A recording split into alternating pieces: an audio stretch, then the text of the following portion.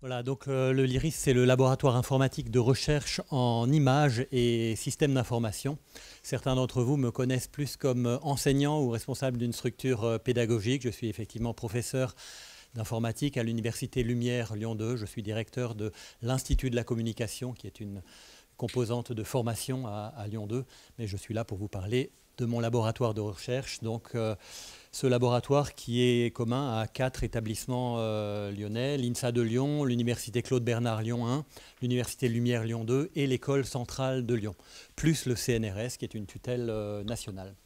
C'est un gros laboratoire du site lyonnais qui a été créé en 2003, qui a été labellisé unité mixte de recherche par le CNRS en 2005, avec 4 localisations, les 2 grosses du côté du campus de la Doua à Villeurbanne, et puis 2 plus petites, à Bron, la mienne, et puis à Écully, celle de l'école centrale.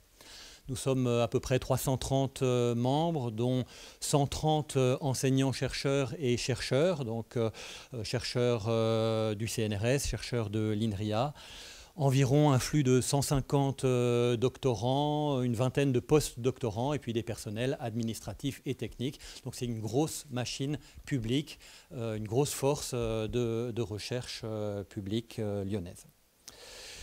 Nous nous structurons en 14 équipes de recherche. Je n'aurai pas le temps de faire le tour de ces 14 équipes. Et donc, c'est un peu plus facile de parler des pôles. Les équipes ont été structurées en pôles qui traitent de manière assez large les sciences et les technologies de l'information et de la communication, avec un pôle lié aux interactions et à la connexion, aux systèmes distribués, à la sécurité, à la simulation, à la virtualité, aux sciences computationnelles.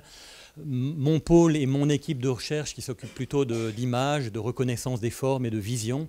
Un pôle qui est lié à la géométrie et à la modélisation géométrique, au rendu. Et puis un pôle lié à la science des données. Donc ça, c'est la présentation un peu scientifique. Et puis, on insiste vraiment sur les enjeux sociétaux et l'ancrage qu'on a au laboratoire avec la société. Donc un certain nombre de thèmes. Ah, c'est bon, je croyais que, voilà, je ne suis qu'à, voilà, il me reste 30 secondes. Donc, un certain nombre d'enjeux sociétaux dans le domaine de la culture, du patrimoine, de l'environnement, de l'intelligence ambiante, etc., des loisirs numériques, ce qui vous intéresse, et du calcul scientifique. Et puis, alors, nos liens avec Imaginov, ils sont multiples, bien sûr, à travers des projets collaboratifs, des projets de l'ANR, des projets du Fonds unique interministériel, le FUI.